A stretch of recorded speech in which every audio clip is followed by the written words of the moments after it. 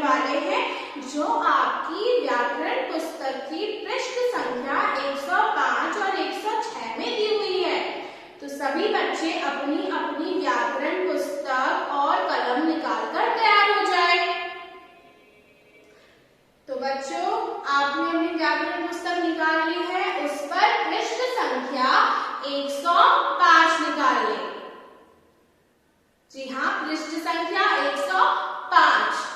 तो आइए अब हम अपना पहला प्रश्न पढ़ते हैं। पहला प्रश्न में क्या लिखा है, उत्तर लिखिए।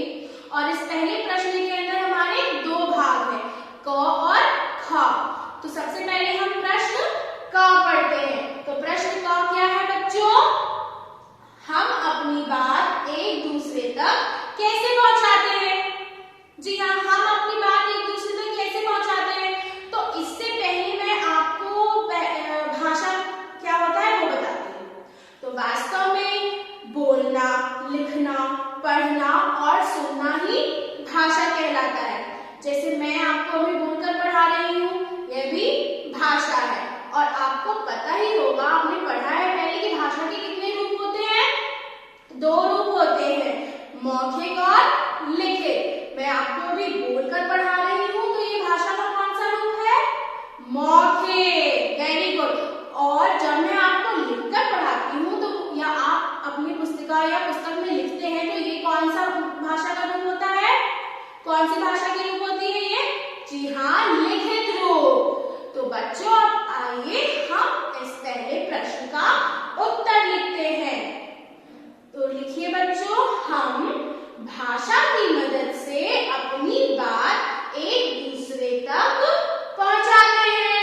तो सभी बच्चे लिखिए, हम भाषा की मदद से अपनी बात एक दूसरे तक पहुंचाते हैं। बहुत अच्छे। आइए अब हम प्रश्न ख पढ़ते हैं। तो प्रश्न ख में क्या लिखा है, वर्णमाला किसे कहते हैं। तो वर्णमाला किसे कहते हैं, इस प्रश्न का उत्तर लिखने से पहले आइए हम जानते हैं वर्ण क्या होता है। तो वर्ण वह होती है जो छोटी से छोटी ध्वनि जिसके टुकड़े नहीं किए जा सकते हैं। वर्ण वह होती है जिसकी छोटी से छोटी ध्वनि जिसके टुकड़े नहीं किए जा सकते हैं। और वर्ण कितने तरह के होते हैं, दो, स्वर और व्यंजन। और वर्णमाला क्या होता है, तो वर्णमाला वर्णों के व्यवस्थित रूप को हम वर्णमाला कहते हैं। वर्णों के व्यवस्थित रूप को हम क्या कहते हैं, वर्णमाला।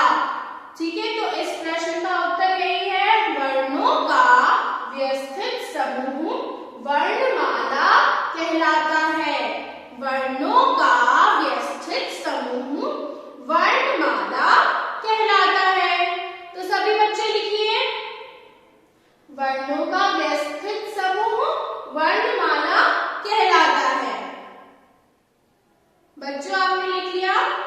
आइए अब हम चलते हैं अपने दूसरी प्रश्न की ओर। चलिए बच्चों, अब हम पढ़ते हैं प्रश्न 2। प्रश्न 2 में क्या लिखा है, सही उत्तर चुनिए। प्रश्न 2 में क्या लिखा है, सही उत्तर चुनिए। तो चलिए अब हम पहला प्रश्न पढ़ते हैं। प्रश्न का संयुक्त व्यंजन वाले शब्द। तो नीचे दिए गए संयुक्त व्यंजन वाले शब्द इनमें से कौन से हैं, ये आपको सही शब्द पहचानने हैं। श्रमिक होगा या सड़क होगा या कढ़ाई होगा। जी हाँ, श्रमिक। वेरी गुड बच्चों, आपको पता है संयुक्त व्यंजन कितने होते हैं, 4 होते हैं, अक्षर, त्र, ज्ञ और श्र। और संयुक्त व्यंजन दो व्यंजनों के मेल से बनते हैं। ठीक है बच्चों, आपने सही निशान लगा लिए प्रश्न का के। Very good.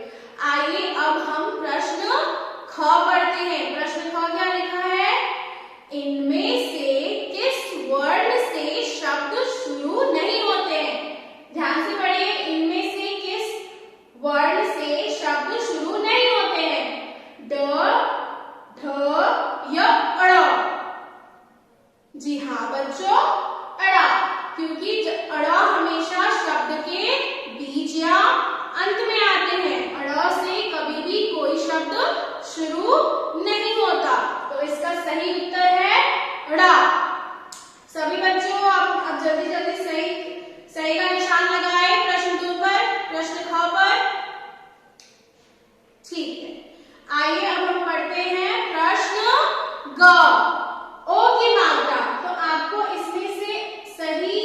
की मात्रा चुननी है। पहला सही है या दूसरा सही है या तीसरा? जी हाँ बच्चों, दूसरा ऑप्शन सही है, तो दूसरा ऑप्शन में सही का निशान लगाएं। आइए अब हम पढ़ते हैं प्रश्न घ। प्रश्न घ क्या है?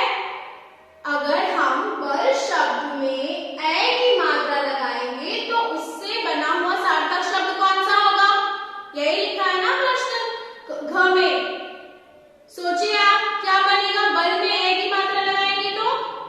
जी हाँ, बैल। बल में अगर हम ए की मात्रा लगाते हैं तो हमारा शब्द क्या बनेगा?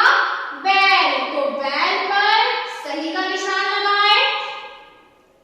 तो बच्चों आपने सही का निशान लगा लिया, वेरी गुड। तो अब बच्चों प्रश्न 3 और प्रश्न 4 आपका गृह कार्य है। तो अपने पुस्तक में प्रश्न 3 और 4 में आप लिख दीजिए गृह कार्य। ठीक है बच्चों, आपने लिख लिया। अब हम बढ़ते हैं अपने प्रश्न 5 की ओर। तो चलिए बच्चों अब हम पढ़ते हैं प्रश्न 5। प्रश्न 5 क्या लिखा है? व्यक्ति, वस्तु और स्थान के दो दो नाम लिखने हैं। आपको व्यक्ति, वस्तु और स्थान के दो दो नाम लिखे हैं। तो आप देखिए मैंने व्यक्ति के स्थान पर कौन से दो नाम लिखे हैं? राम और सीता। आप भी लिखिए राम और सीता। अब वस्तु के स्थान में मैंने क्या लिखा है? पुस्तक, कलम। तो बच्चा आप भी लिखिए। और अब मैंने स्थान के नाम जगह पे लिखा है दिल्ली और पार्क।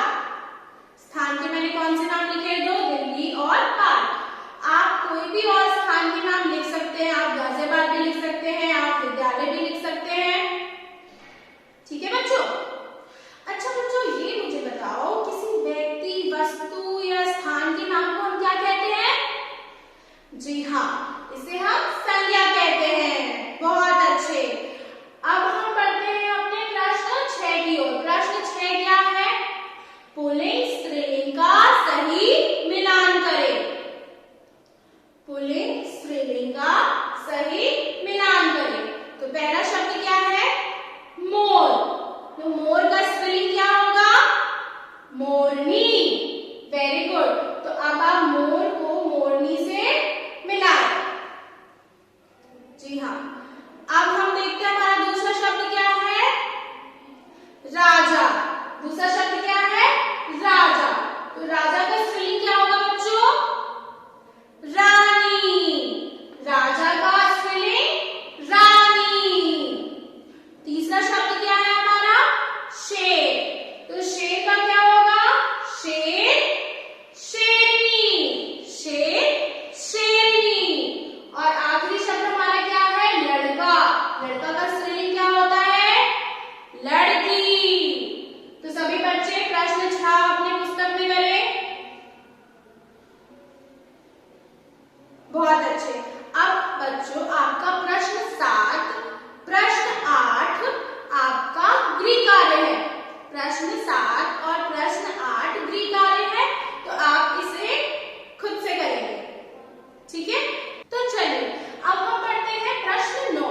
प्रश्न 9 में क्या लिखा है? प्रत्येक शब्दों के उल्टे अर्थ वाले शब्द लिखिए।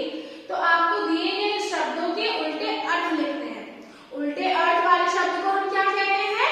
विलोम शब्द। तो दिन का विलोम शब्द क्या हो जाएगा? रात। सभी बच्चे लिखे रात। फिर दूसरा